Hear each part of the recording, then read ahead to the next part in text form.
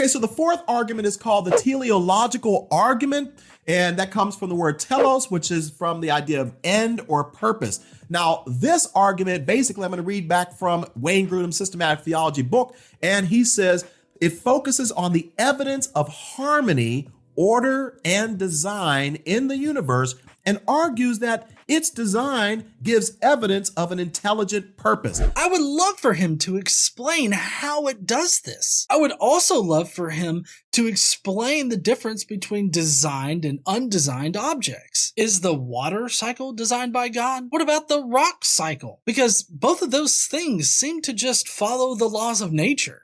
I guess at that point, he would have to say that God is necessary for the laws of nature to function, but he doesn't have any evidence to suggest this. If something seems to be complex, that doesn't necessarily mean an intelligence is required for that object to exist. If there is no natural explanation for how something came into existence, then it could be designed. But the problem is that we have natural explanations for everything that he would list as needing a God in order to explain them. If we have natural explanations, then we don't need a supernatural explanation.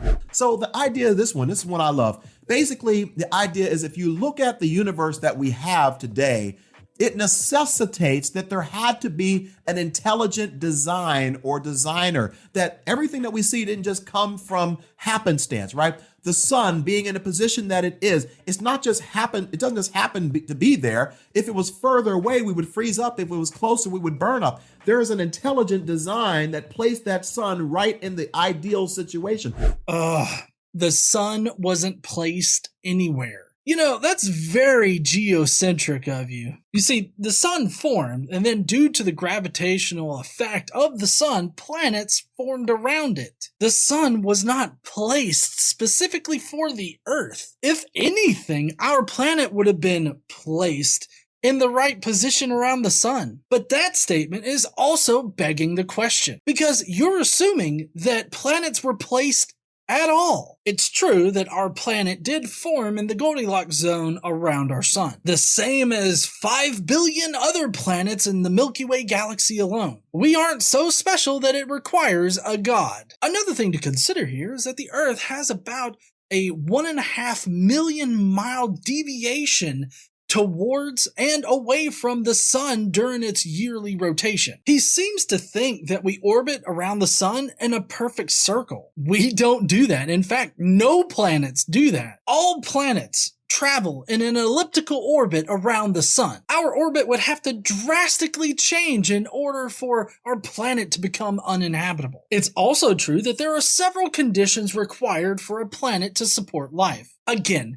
these conditions don't make us any more special than the other 5 billion possible habitable planets in the Milky Way galaxy alone. It just means that in comparison to the 100 to 400 billion other planets in the Milky Way galaxy, life-supporting planets are very rare. There's an intelligent design that knows just how much rainfall needs to come down on this Earth, where if it's too much, we'll drown. If it's not enough, we won't be able to survive. There's an intelligence going on that's sustaining everything. Okay, so you've regressed backward into thinking that God controls rain. Like I've said plenty of times before in this video already, the water cycle is controlled by physics, not God. That's why flash floods and other natural disasters happen, Alan. Also, as a side note, there's not enough moisture in the air where if it were to all come down at once, we would drown. If God is in control of all of this shit, then that means that God specifically sends natural disasters to kill 60,000 people a year. Does anyone really want to say that God is in control of this shit?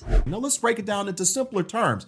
Let's once again go back to the cell phone. This cell phone is made of batteries, resistors, capacitors, and who knows what else. Plastic, if you will, whatever. So if I just take a whole bunch of parts from a store, if you will, Radio Shack, I get a whole bunch of parts, batteries, resistors, and I throw them all in this cup and I just shake them up, right?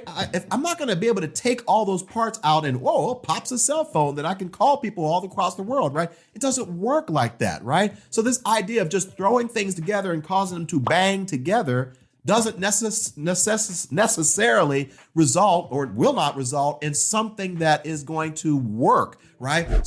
Well, not for cell phones, genius. Cell phones are man-made objects, so obviously they do need an intelligence to put them together. We don't have a natural process that would explain why a cell phone would come into existence all on its own. This is an example of an equivalence fallacy. He compares man-made objects to the natural world and then suggests that we also need an intelligence in order to explain the natural world. You cannot compare those two things, because if we have a natural explanation for something, that means that we don't need a supernatural explanation. I know that he thinks that God controls the water cycle, but normal people understand that physics is what governs the water cycle. We don't need a supernatural being in order to make the water cycle operate. The same can be said about the rest of the natural world. So the idea is that as we look at our world, as we look at even childbirth, how babies are born, the miracle of childbirth, and all sorts of other things,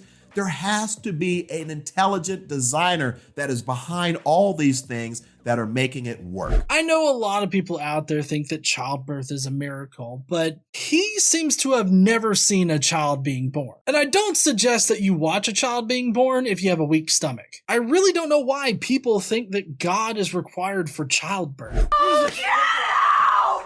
Oh, no! What did he look like? I shouldn't have gone in there. Don't go in there. Promise me you don't go in there. Me go in there? That's the last fucking place I want to go. Like, I'm gonna go in there. Oh, did you know that you could potentially shit yourself during childbirth? Childbirth is a perfectly natural process that has occurred for millions and millions, if not billions of years. And no supernatural deity is needed for natural processes to work.